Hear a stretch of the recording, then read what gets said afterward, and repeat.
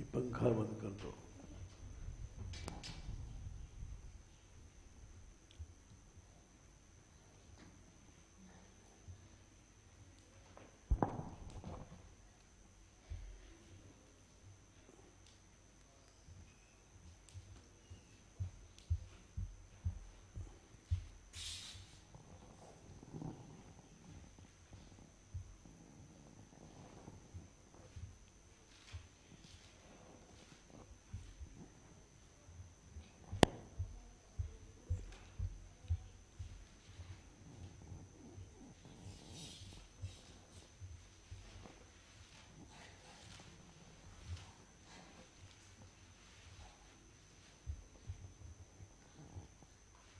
प्रसंग चल रहा था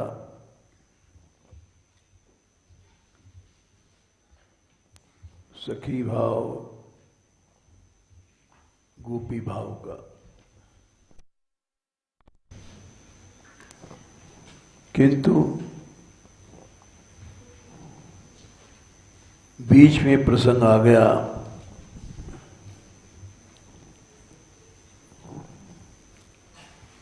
कि वो कौन सी कमियां हैं जो बहुत ऊपर तक पहुंचने पर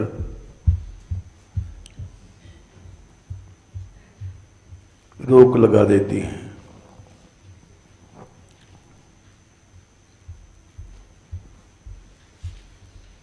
जैसे कि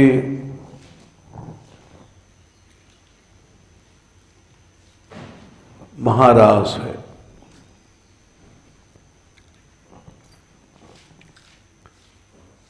महारास रसों का समूह है।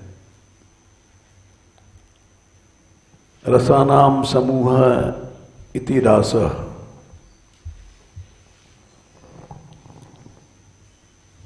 किंतु वहां भी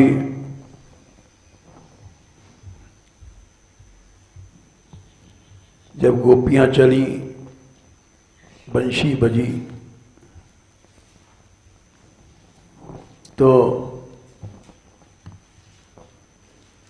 प्रतिबंधक तत्व वहां भी पहुंच गए।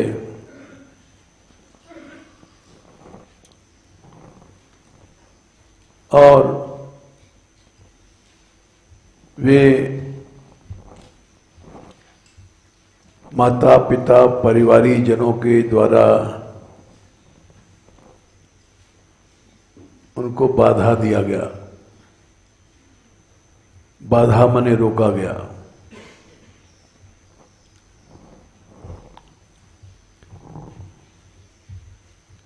अंतर्गृह गता काश्चित 10-29-9।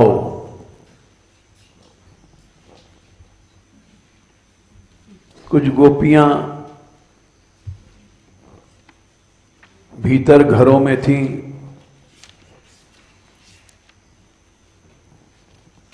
किसी कारण से अपने शरीर को सजाने या गृह के कार्य में किसी कारण से कुछ थी, सब नहीं।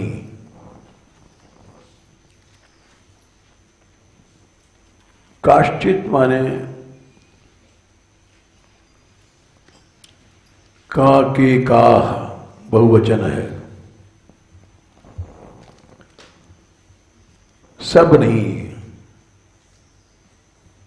काह शब्द का प्रयोग किया है। कुछ थी जो घरों में थी,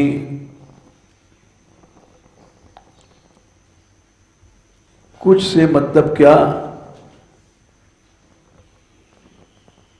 तो आचार्यों ने लिखा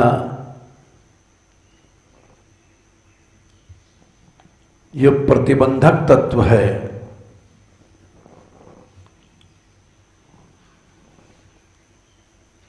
जो भक्ति में रोकता है,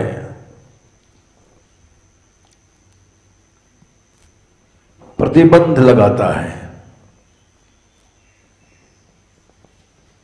भक्ति के दरवाजे बंद कर देता है। उसको प्रतिबंधक तत्व कहते हैं।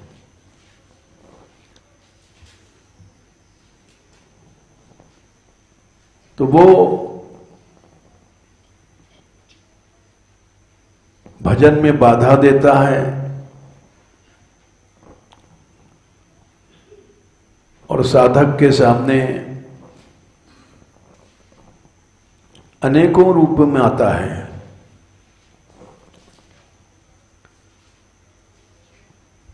जैसे हम लोग तो भक्त भी नहीं हैं, कहीं बीमारी, कहीं पारस्परिक राग द्वेष, ये सब प्रतिबंधक तत्व हैं।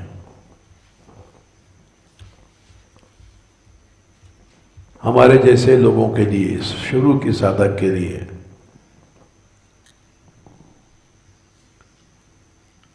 और ऐसा यहां हुआ भी। यहां सत्संग चल रहा है 60 साल से, जब से हम आए हैं।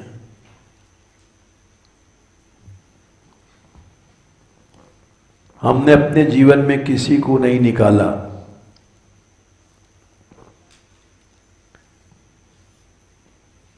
चाहे वो चोर था या अनेक कमियां थी उसमें, लेकिन हमने नहीं निकाला।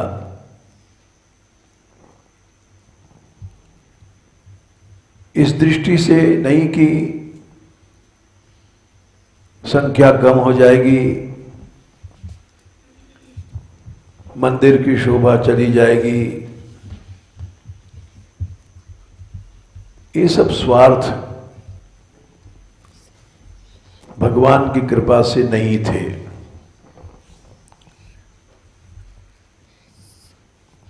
लेकिन जो चले गए,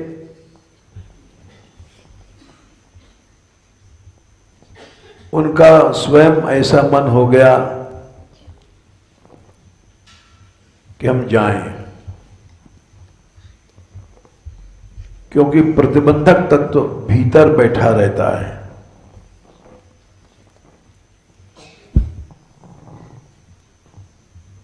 प्रतिबंधक तत्व क्या है?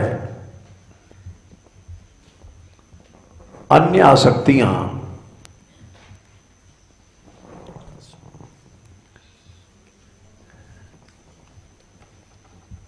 ये आसक्तियां ही हमको रोकती हैं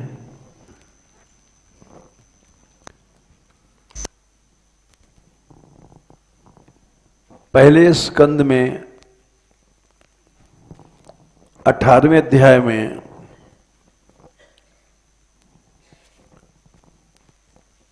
बाईसवें श्लोक में थोड़ी सी चर्चा की गई है।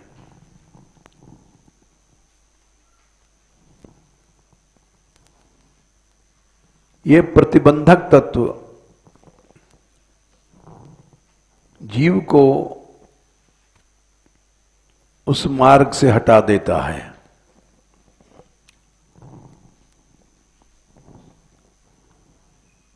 और यही कारण है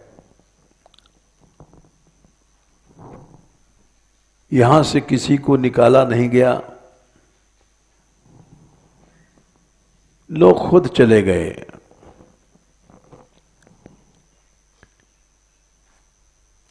क्योंकि प्रतिबंधक तत्व उनके भीतर था। प्रतिबंधक तत्व बाहर नहीं रहता है।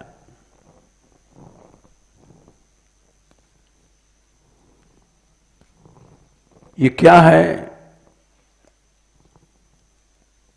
सूत जी बोले ऋषियों से, ऋषियों यत्रानुरक्ता सहसैव धीरा व्यपोह्य देहादिषु संगमूढ़म व्रजन्ति तत्पारमहंस्यमन्त्यम यस्मिन्नहिंसोपशमः स्वधर्मः।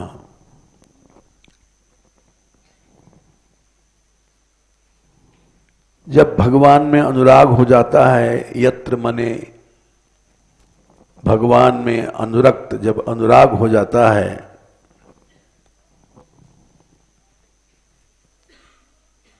तो क्या होता है? सहसैव धीरा, धीर पुरुषों का अनुराग होता है भगवान में।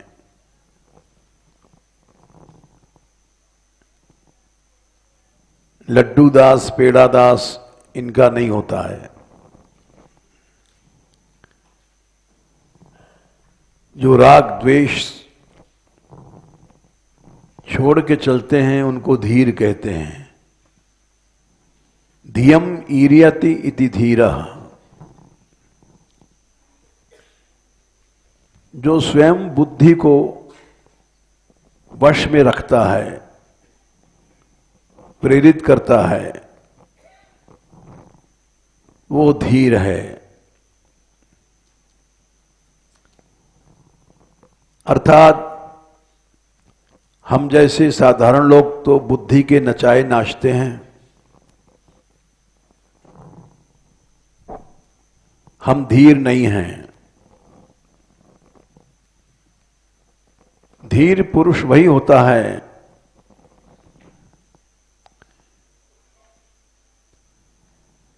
जो गीता में भगवान ने कहा, मात्रा स्पर्शास्तु कौन्तेय शीतोष्ण सुखदुःखदा आगमा पाइनो नित्यास्तांस तिक्षस्व भारत यम ही न व्यथ्यन्ते ते पुरुषम पुरुषर्षभ सम दुख सुखम धीरम सो मृतत्वाय कल्पते। जिसको बाहरी परिस्थितियां व्यथित नहीं करती हैं वो धीर है।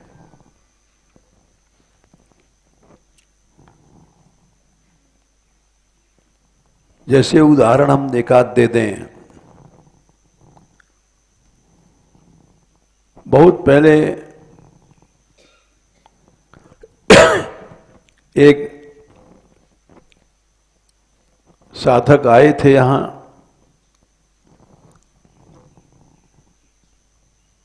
बहुत पुरानी बात है। हम अकेले रहते थे यहां।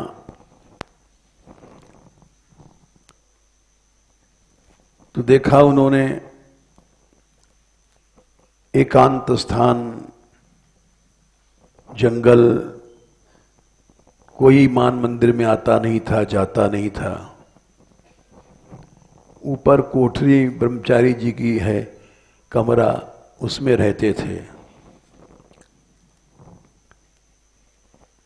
वो आकर के बोले, हम रह सकते हैं? हमने कहा हमारा मंदिर ही नहीं है, हम किसी को रोकते ही नहीं हैं, कोई भी रह ले।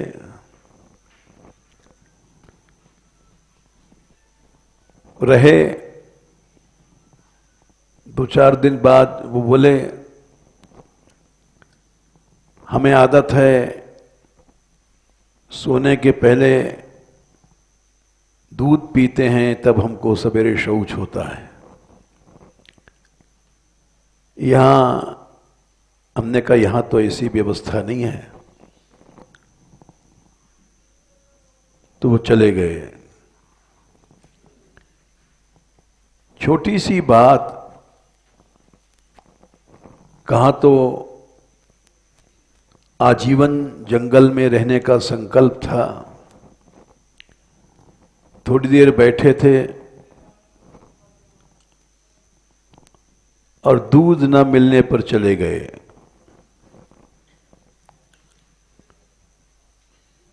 उसके बाद जाने कितने लोग आए,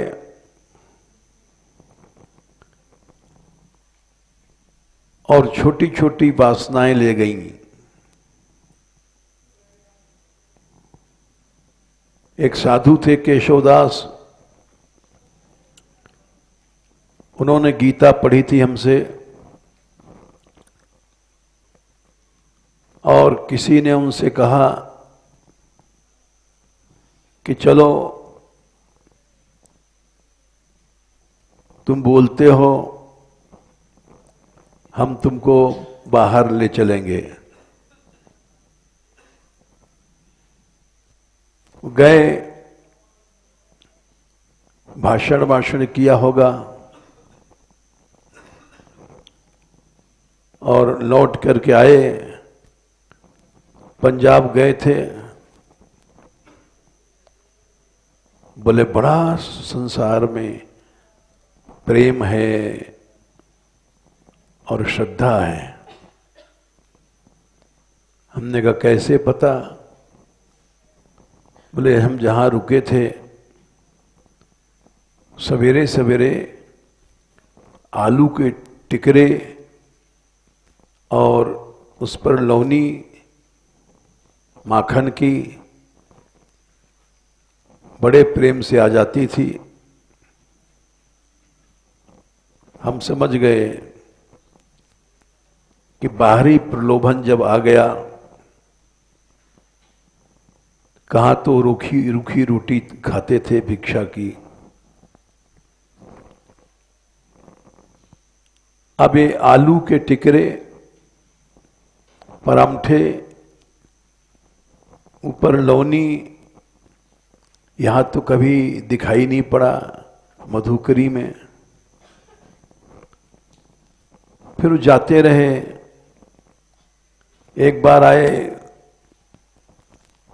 कुछ रुपए लेकर के, बोले आपकी यात्रा में काम आ जाएंगे। हम समझ गए कि इनको द्रव्य की प्राप्ति होने लग गई है। हमने कहा केशवदास, श्री जी की दया से हमारा सब काम चल रहा है, तुम ये पैसे अपने पास रखो। कुछ दिन बाद पता पड़ा कि वो नंदगांव में रुके थे, उनकी हत्या हो गई। लोगों ने जहर दे दिया। सुन करके दुख हुआ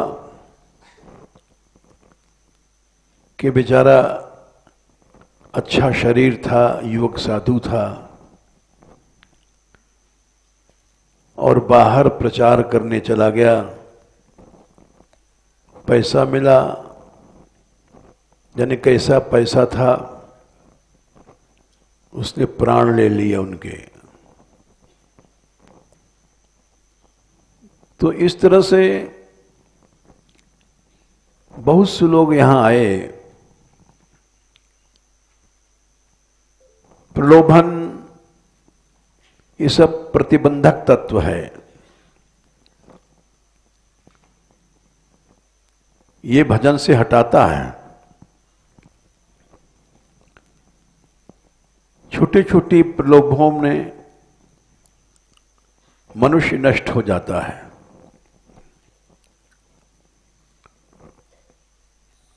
और वो हम तो रोकते नहीं कि वो जो जा रहा है, केवल सिद्धांत कह देते हैं भाई माया के प्रलोभनों में मत फंसो। ये केवल तुमको भजन से हटाते हैं, भजन का नाश करते हैं। इसी तरह से कोई विवाह किया, किसी को भोग की इच्छा भई, किसी को परिवार की आसक्ति की इच्छा भई,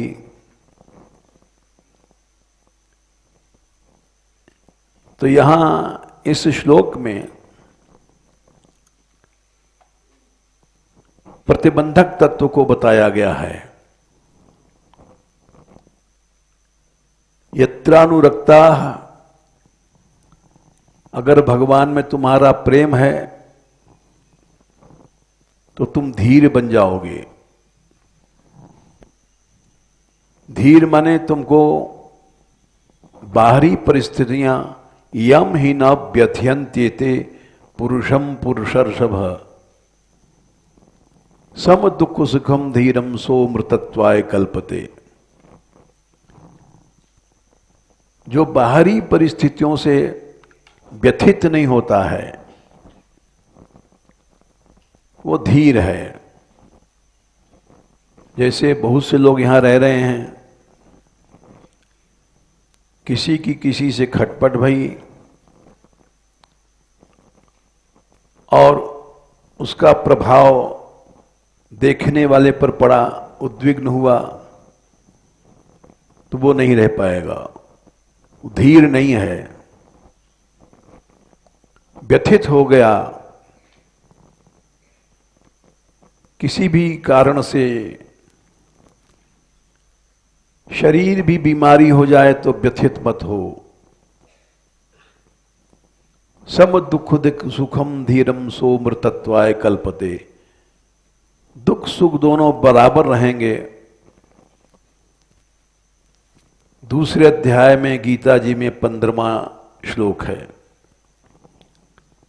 अमृतत्व तभी तुम प्राप्त करोगे जब धीर बने रहोगे,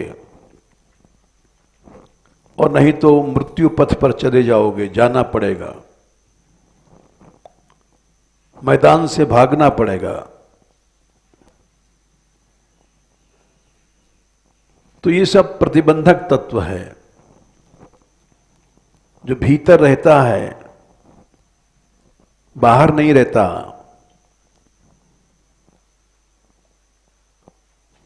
देहादिषु संगम, देह आदि माने इंद्रियां, देह इंद्रियां मन अहम, ये सब आदि में आते हैं। देह आदि में संग माने आसक्ति, जो मनुष्य को मूढ़ बना देती है। व्यपोह इस आसक्ति को छोड़ने के बाद ही ब्रजंति तत्पारमहंस्यम अंत्यम, अंतिम जो लक्ष्य है, जहां परमहंस लोग पहुंचते हैं, वहां वही पहुंचेगा जो प्रतिबंधक तत्व देह आदि की आसक्तियों को मिटा देगा। नहीं तो नष्ट हो जाएगा।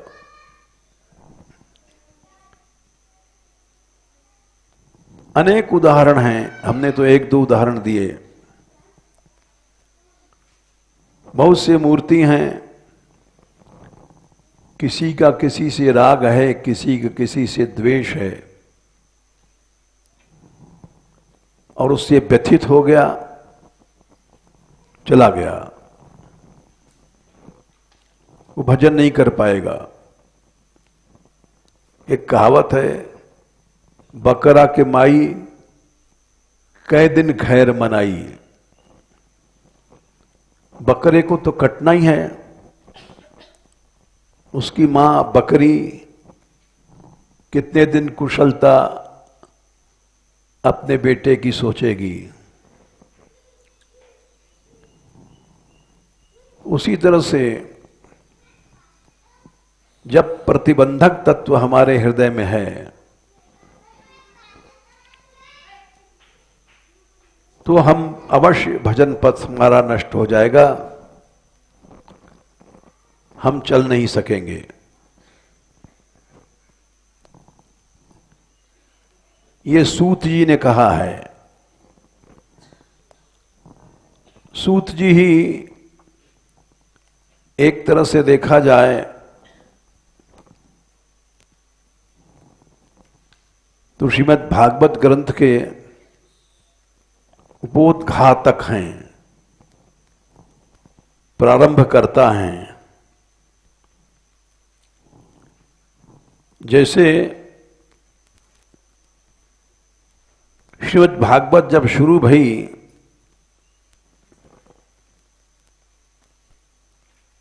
तो पहला अध्याय में तो भागवत की महिमा ही कही गई है। दूसरे अध्याय से शुरू होता है। सूत जी कहते हैं, सवै पुंसाम परो धर्मो यतो भक्तिरधोक्षजे। भक्ति मिल जाए यही परम धर्म है, इससे बड़ा कुछ धर्म नहीं है।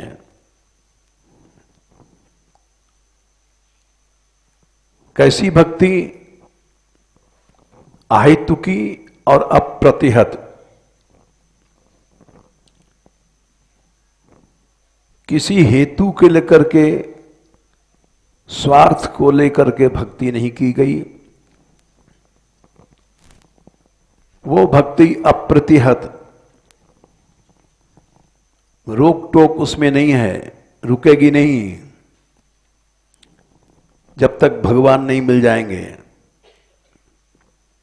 उसको अप्रतिहत कहते हैं। अगर उसमें कोई हेतु है तो रुक जाएगी। अहेतुकी होनी चाहिए, बनियागिरी नहीं होनी चाहिए। यश के लिए, नाम के लिए, भोग के लिए हम भक्ति कर रहे हैं, वो भक्ति योग नहीं है। तो प्रहलाद जी ने कहा वो व्यापार है। व्यापारी लोग आ जाते हैं, हर चीज को कथा, कीर्तन, पूजा, अर्चना सबको धंधा बना देते हैं। ये प्रहलाद जी ने कहा है, जितने साधन मुक्ति के थे, मौन व्रत श्रुत तपोध्ययन स्वधर्म, व्याख्या रहो जप समाधय आप वर्ग्या, प्रायः परम पुरुष ते त्वजितेन्द्रियाणाम, वार्ता भवन्त्युतनवात्र तु दाम्भिकानाम। ये प्रहलाद जी ने 7वें स्कंद में भगवान की स्तुति में कहा है कि प्रभु 7, 9,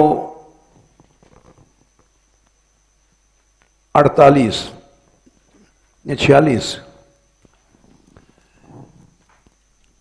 हर चीज को लोगों ने वार्ता, व्यापार बना दिया है। मौन है, व्रत है, श्रुत पढ़ाई है, वेद, तपस्या है, अध्ययन है। लोग भागवत क्यों पढ़ते हैं? कथा कहेंगे पैसा आएगा। स्वधर्म, अनेक धर्मों को पालन क्यों करते हैं? व्याख्यान क्यों देते हैं? पैसे के लिए। एकांत में क्यों रहते हैं? पैसे के लिए। हम बड़े विरक्त हैं, ये प्रतिष्ठा बनी रहे। जप कर रहे हैं, समाधि लगा रहे हैं सब पैसे के लिए। हम जब पढ़ते थे यूनिवर्सिटी में तो एक घटना घटी थी, अखबारों में निकला कि कोई महात्मा हैं समाधि लगाएंगे, और उन्होंने जो डीएम था इलाहाबाद का, उसने समाधि के चारों तरफ चबूतरा चिन्ह दिया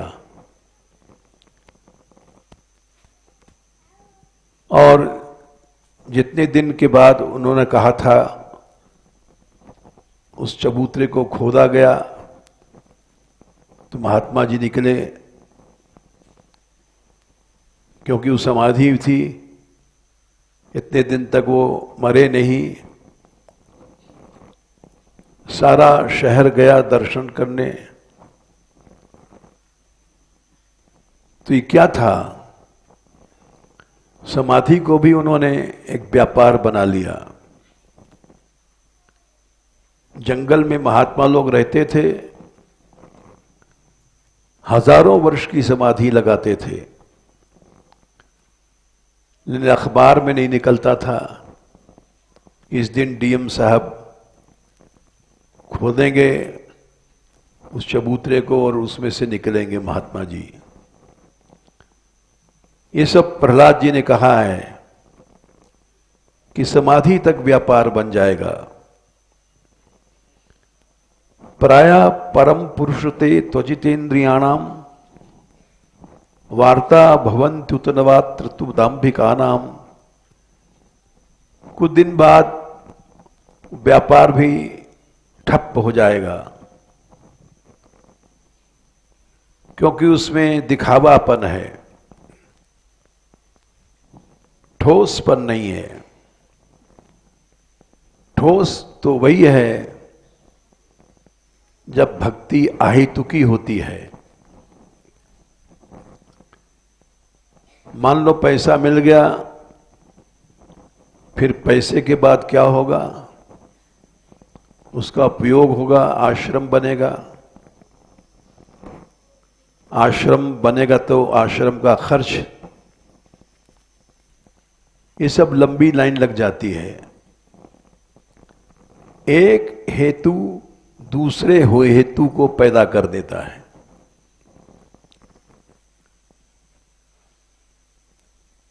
अर्थ में 15 दोष हैं, भिक्षु गीत में कहा गया है, उसको पढ़ लेना। पैसा आया, उसकी चिंता, उसकी आसक्ति, उसका संरक्षण, उसका भोग, उससे अहम उत्पन्न आसक्तियां, ये सब दोष पैदा हो जाते हैं। तो एक दोष अनेक दोषों को पैदा कर देता है। ये प्रहलाद जी ने कहा। इसलिए भक्ति कैसी होनी चाहिए? अहेतुकी होनी चाहिए। किसी भी हेतु यानी स्वार्थ को लेकर के भक्ति नहीं होनी चाहिए। अगर कोई हेतु या स्वार्थ आया तो रुक जाएगी।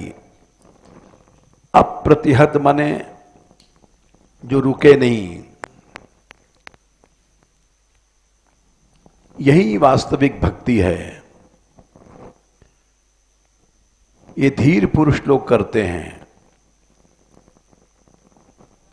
और इसी को भक्ति योग कहा गया। सूत जी ने सबसे पहले यही बताया कि परम धर्म है भगवान में भक्ति आ जाए। कौन सी भक्ति? आगे बताएंगे। राजस, तामस, सात्विक अनेक प्रकार की भक्तियां होती हैं। वो सब रुक जाती हैं, अप्रतिहित नहीं होती हैं। अप्रतिहत बने जो रुकेगी नहीं, उस भक्ति को बताते हैं अध्याय 2 में 7वें श्लोक में, वासुदेवे भगवती भक्ति योगः प्रयोजितः। उस भक्ति का नाम है भक्ति योग, जो भगवान से योग करा देगी,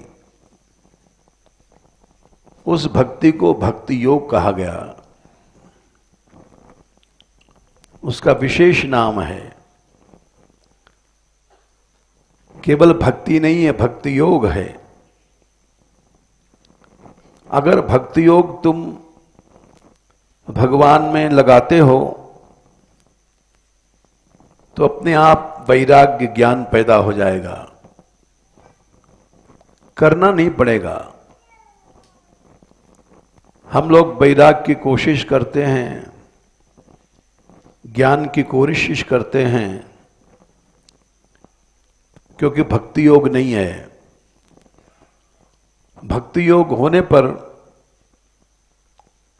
हमारी भक्ति हेतु को लेकर के राजस तामस है या सात्विक है, भक्ति योग नहीं कर पाते हैं। भक्ति योग करने पर तो वासुदेवै भगवती भक्ति योगः प्रयोजितः जन्यत्याशु वैराग्यम ज्ञानम च यदाहितुकम। अपने आप वैराग ज्ञान पैदा हो जाएगा। लेकिन भक्ति योग नहीं कर पाते हम लोग, हाइतुकी भक्ति करते हैं, अहितुकी नहीं करते। यही भक्ति का वास्तविक स्वरूप है। भक्ति के अनेक रूप हैं। जब कपिल भगवान ने शिक्षा दिया अपनी मां को, तो यही उन्होंने बताया कि माता जी, भक्ति योग अलग चीज है। 3रे स्कंद में 29वें अध्याय में 12वें श्लोक में भक्ति योग का स्वरूप बताया। शुरू में भी भक्ति योग की चर्चा की गई है सूत जी ने, कि साधारण भक्ति लंबे समय तक नहीं चलेगी, रुक जाएगी। केवल भक्ति योग टिकेगा। क्यों? अपने आप ज्ञान वैराग उससे पैदा हो जाएगा। वैराग्य मतलब कि राग नहीं है, कहीं आसक्ति नहीं है, न पैसे में, न परिवार में, न कुटुंब में, न स्त्री ने पुरुष में। तो बोले माता जी, लक्षणम भक्ति योगस्य, भक्ति योग क्या है? वो गुणातीत है, निर्गुण है। उसमें सतोगुण नहीं, रजोगुण नहीं, तमोगुण नहीं। लक्षणम भक्ति योगस्य निर्गुणस्य उदाहृतम, वही शब्द दोबारा आ गया जो सूत जी ने कहा, अहितुक्य व्यवहिता यया आत्मा संप्रसीदति या भक्ति पुरुषोत्तमे। अहितुकी भक्ति ही चलेगी और नहीं कुछ दिन बाद ठप हो जाएगी। पैसा मिल गया, भक्ति रुक जाएगी, क्योंकि पैसे के लिए हम भक्ति कर रहे थे। भोग मिल गया रुक जाएगी, ये सब प्रतिबंधक चीजें हैं। देह इंद्री आदि में कहीं भी आसक्ति है तो वो प्रतिबंधक तत्व है। ये आखिर तक रोकता है। जैसे गोपियों ने बंशी सुनी, साक्षात भगवान मिल चुके हैं, बंशी बज रही है और भगवान ने देखा कि महाराज का समय आ गया, हमने जो वचन दिया, देखा चांद निकल आया, पूर्णमासी की रात आ गई है। तदोडु राजः ककुभः करैर्मुखम् प्राच्या विलिम्पन्न रुणेन शंतमयी। 10:29-2 देखा उन्होंने उडराज चंद्रमा निकला, ककुभा दिशाओं के मुंह को अपनी चांदनी से श्वेत कर दिया। करैर्मुखम प्राच्या विलिम्पन अरुणेन शंतमयी। उदय का चांद कुछ ललाई रहती उसमें, जब चांद निकलता है एकदम सफेद नहीं होता, कुछ ललाई रहती है। तो उन किरणों से प्राच्या पूरब की दिशा से निकला है, उसके मुख को उसने प्रकाशित किया और सबके विरह को दूर कर दिया। सचर्षिणी नाम उदगाच्छुचो मृजन प्रिय प्रियाया इव दीर्घ दर्शन।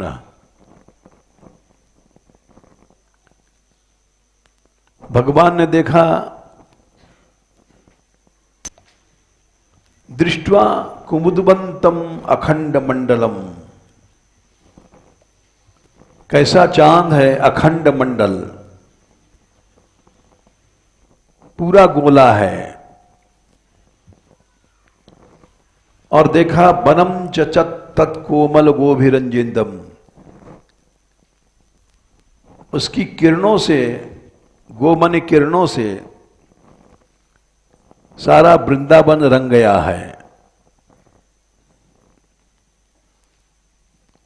तो उन्होंने गीत गाया, जगौ माने गाया। वाम दृशाम जो गोपियों के मन के हरण करने वाला था,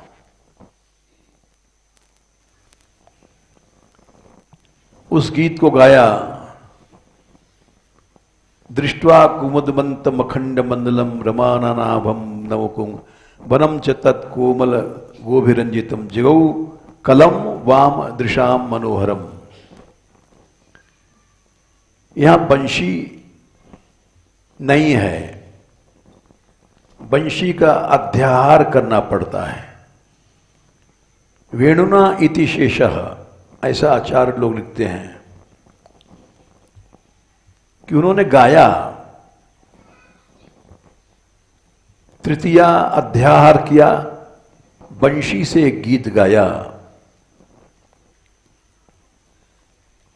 उस गीत को जब सुना,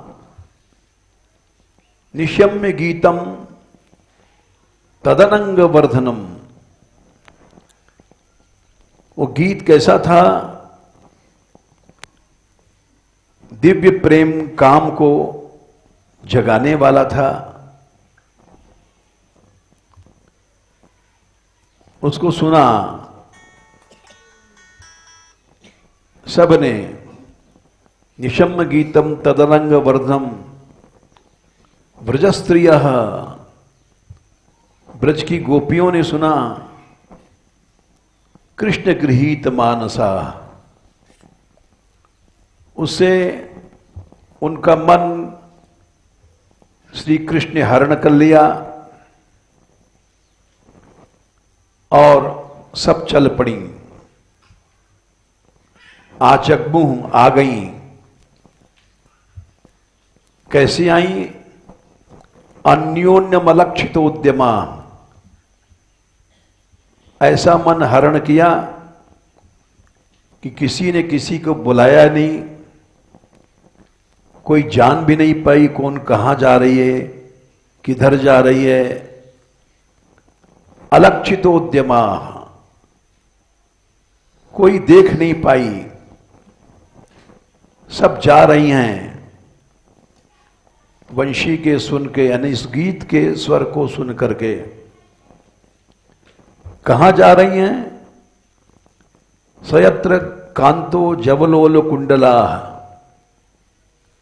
जहां कृष्ण खड़े हैं। कैसे जा रही हैं? दौड़ती हुई जा रही हैं। जव माने वेग से, जिनके कुंडल हिल रहे हैं गालों पर, इसे लगा कि दौड़ती हुई जा रही हैं। फिर विस्तार से वर्णन किया, कोई गाय दूह रही थी, कोई दूध औंटा रही थी, धुंत्यो भी अयो काश्चित दोहम, दुहना छोड़ दिया। कोई हलवा बना रही थी, कढ़ैया पर सब सामान छोड़ के चली गई। इस तरह से कोई भोजन कर रही थी, कोई परोस रही थी, कोई बच्चों को दूध पिला रही थी। इस तरह से सभी कामों को छोड़ दिया। जो बच्चा दूध पी रहा है, उसने दूध पिया कि नहीं, भूखा है, ये सब भूल गई, क्योंकि उनकी आसक्ति नहीं थी।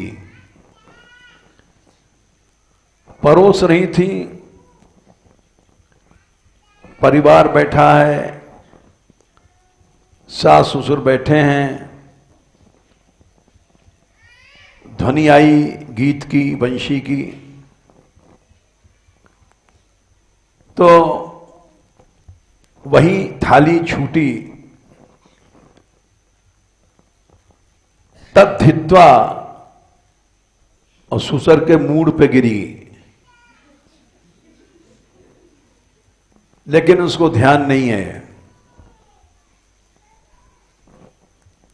वो चिल्ला रहा है, अरे बहू क्या कर रही है? बोले इसको ध्यान नहीं है। कृष्ण गृहीत मानसा, जो परोस रही थी, परिवेशन्त्यः, परिवेशन कहते हैं परोसना, सब छोड़ दिया। बच्चे को दूध पिला रही थी, छोड़ दिया, भूखा है, रो रहा है, कुछ पता नहीं। अपने पति की कोई सेवा कर रही थी, पांव दबा रही थी, और उसी समय छोड़ के चल पड़ी।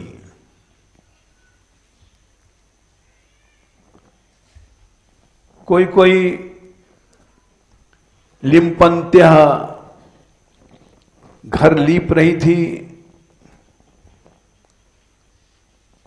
उस समय में गोबर से घर लीपे जाते थे। वहीं बाल्टी रह गई, छूट गई, लीपना पोतना छोड़ दिया। कोई प्रमृजंत्य स्नान कर रही थी, वैसे ही चल पड़ी बिना स्नान किए। कोई श्रृंगार कर रही थी, अंजंत्य आंखों में काजल लगाया था, एक आंख में लगा था, एक आंख में नहीं लगा था, चल पड़ी। ये ध्यान नहीं है कि लोग कहेंगे एक आंख में काजल है, एक आंख में ऐसा कैसे है। व्यस्त्यस्त व्यवस्था भरना, सब उल्टे कपड़े पहन लिए, अंगिया को घुटन्ना बना करके पहन लिया, वस्त्र और जो लहंगा था उसको ऊपर से पहन लिया जैसे कोई कुर्ता वुर्ता पहना जाता है। आभरण जो नथ था उसको कान में लटका लिया, कुंडल को यहां लटकाया, उल्टे आभरण पहन लिए और भाग गईं। यहां तक तो जो चली गईं, अब रह गई वो जो प्रतिबंधक तत्व जिनके थे। जो चीज हमको भजन से रोकती है और हम दोष देखते हैं दूसरों पर, हमें दूध नहीं मिला, हमें चावल नहीं मिला, हमें रहने की जगह नहीं मिली, कमरा नहीं मिला, कुटिया नहीं मिला,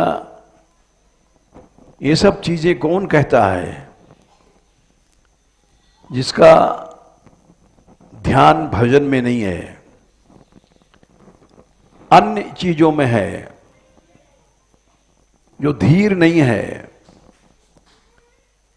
धीर कौन नहीं है? यम ही न व्यथ्यन्ते ते पुरुषम पुरुषर्षभ 2/15 गीता। जिसको बाहरी परिस्थितियां व्यथित नहीं करती हैं वो धीर है। वही आदमी भगवत भक्ति करेगा,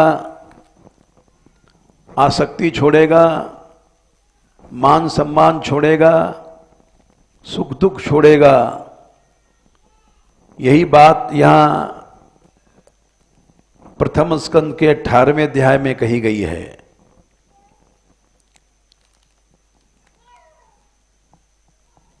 प्रतिबंधक तत्व भीतर रहता है।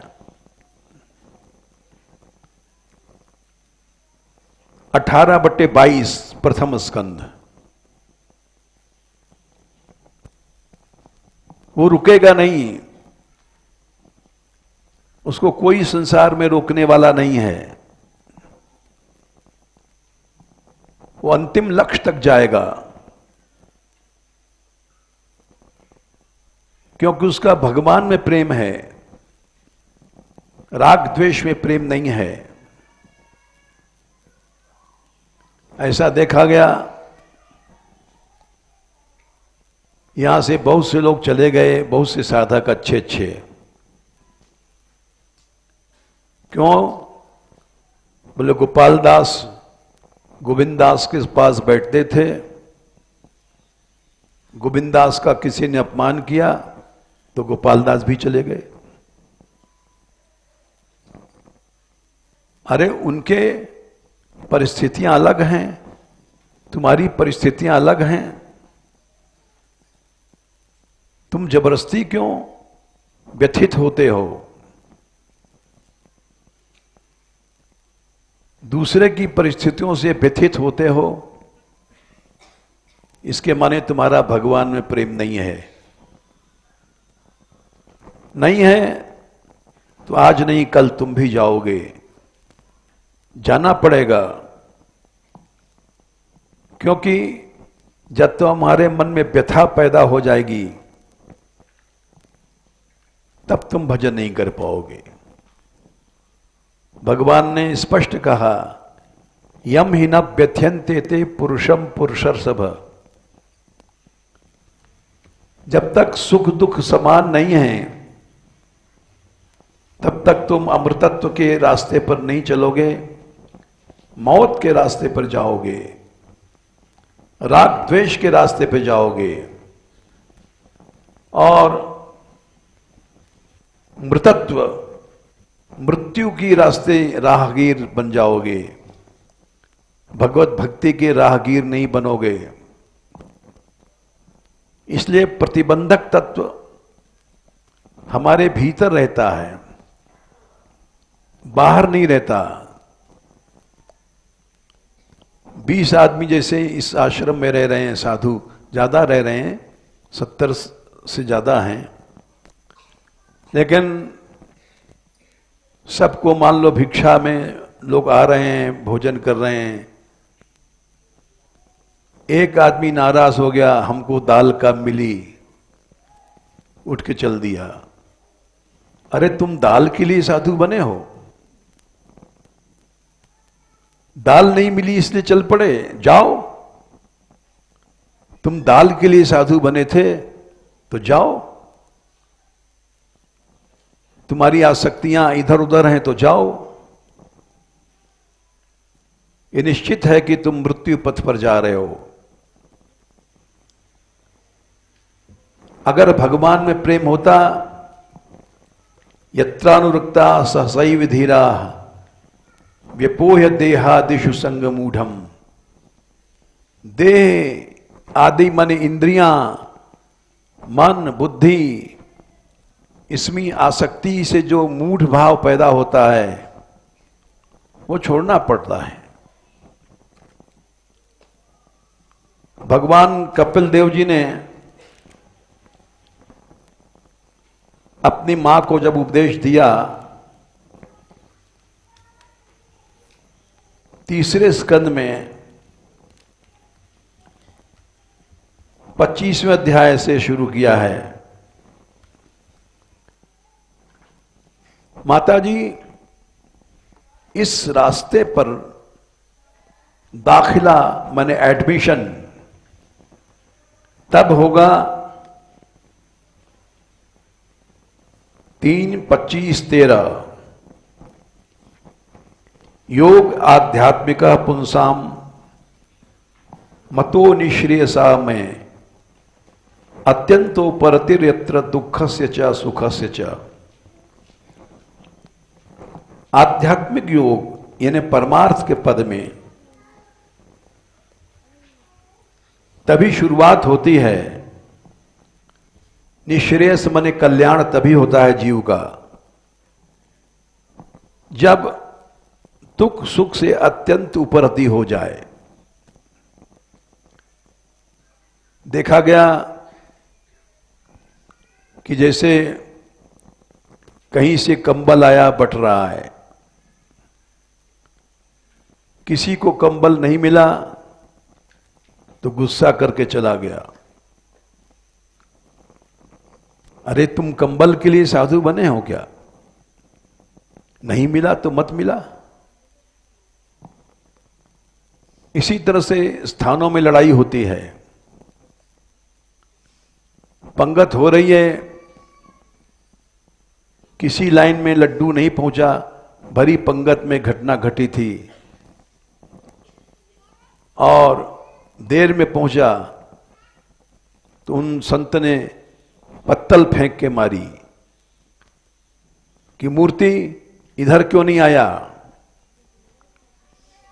इसके माने कि मैं पहले, मुझे मेरी लाइन में आनी चाहिए, पीछे आया तो तुम रुष्ट हो गए, तो चले गए तो चले जाओ, पंगत तो चलती रहेगी, खाने वाले खाते रहेंगे, जाने वाले जाते रहेंगे। तुम अपनी कमजोरी नहीं समझ सके। तुम्हारी कमजोरी ने तुमको हटा दिया और तुम्हारी उपरति दुख में सुख में नहीं थी, इसलिए तुम विदा हो गए। इसलिए हमारे कहने का भाव है कि प्रतिबंधक तत्व भीतर रहता है। गोपियों को भी रोका उसने, कैसे रोका ये कल बताएंगे। जय श्री राधे।